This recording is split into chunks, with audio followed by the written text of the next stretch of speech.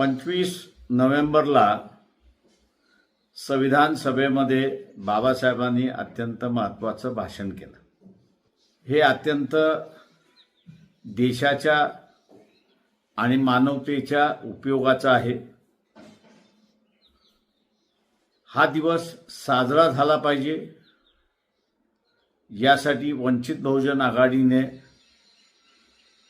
25 नोव्हेंबरला मुंबई शिवाजी पार्क या ठिकाणी संविधान के सम्मान में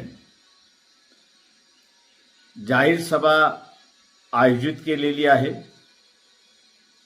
मी तमाम मानवतावादी जनतेस, देशप्रेमी जनतेस आव्हान करतो की आपण 25 नोव्हेंबरला मुंबईत शिवाजी पार्कच्या सभेला उपस्थित राहा। जय भीम, नमस्कार।